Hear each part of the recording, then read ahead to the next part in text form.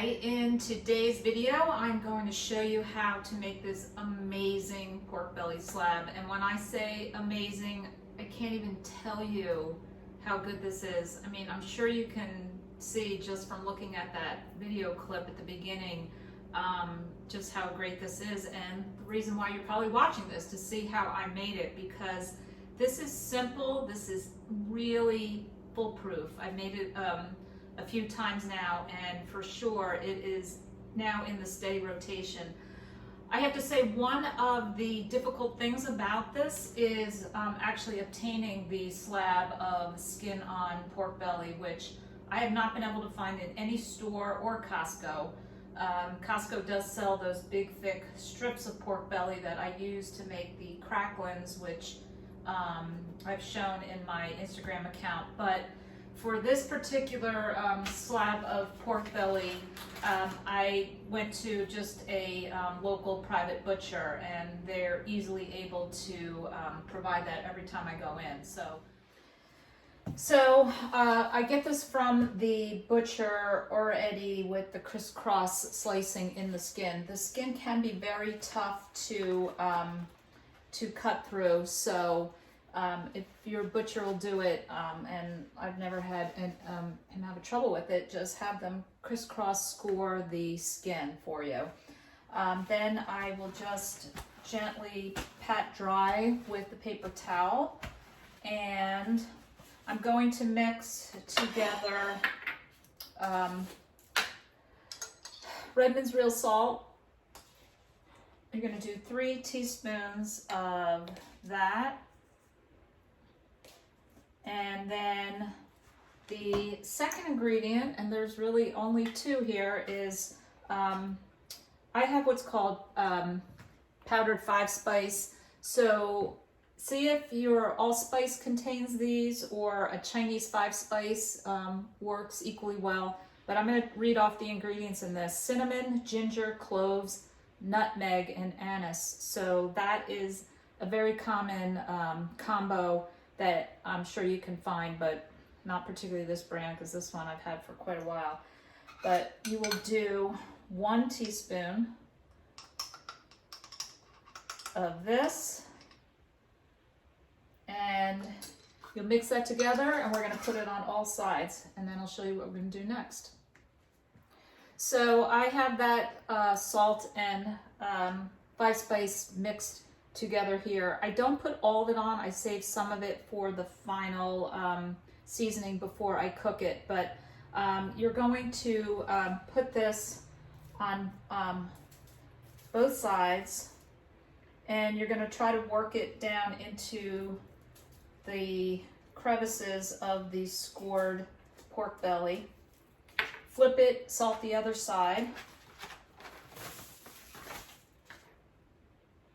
And again, I don't use all of it. I save just a bit for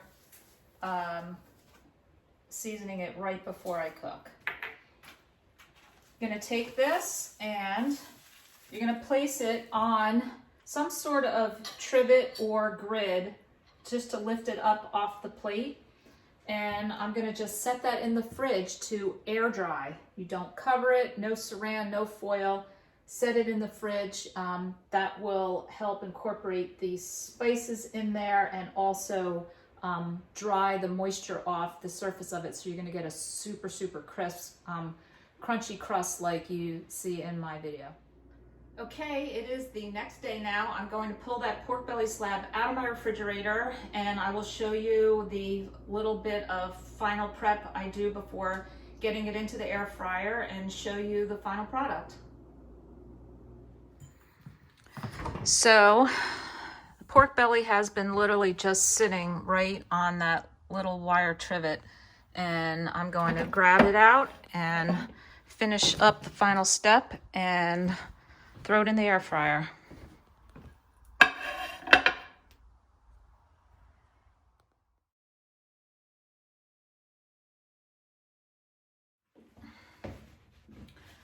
All right, I hope you don't mind this weird angle, but it just makes it easier for me to be able to show you everything at once. You're going to take a paper towel and You'll see if you look into the, whoa, that was almost a big blooper. If you look into the crevices of that, there's some moisture building up. So you're just gonna dab in and dry off any watery fluid that you see accumulating on the top. Just blot it off, and you're gonna take the remainder of that little bit of salt and allspice mixture that you had from yesterday, and I just throw a little bit more on the top, and take my trivet out and just flip it over, get a little more on the other side, and that's it. We're gonna stick it right into the air fryer, and I will give you the times and the temperatures and show you the final product.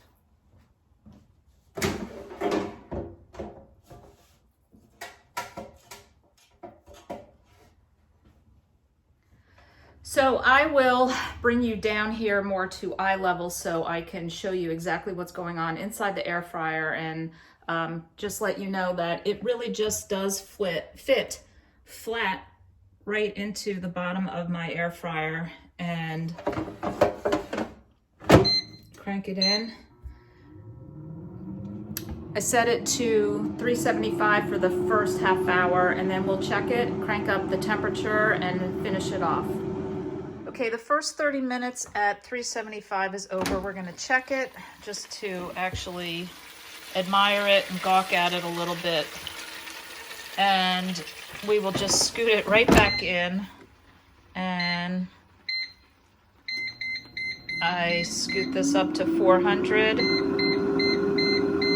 20 minutes, and we'll be back.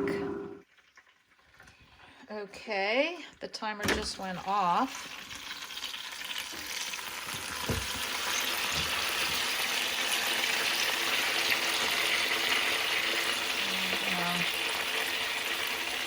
Amazing.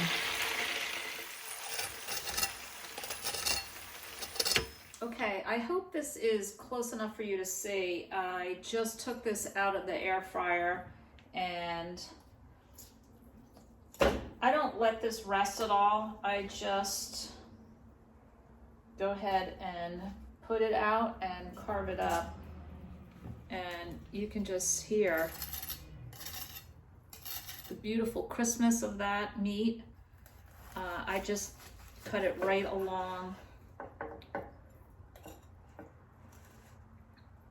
and wait till you taste that. It's just so amazingly delicious, and wait till you hear the crunch. Yes, I'm going to plate this up and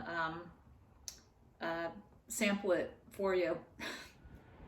All right, so here we have it. I don't know if you got a good view of that, but it gives an incredible crust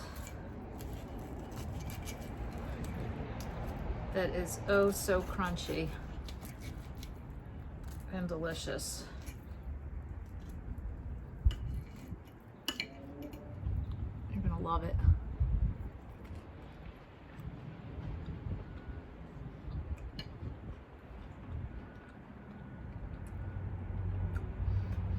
So if you make it, send me a message, tell me what you think.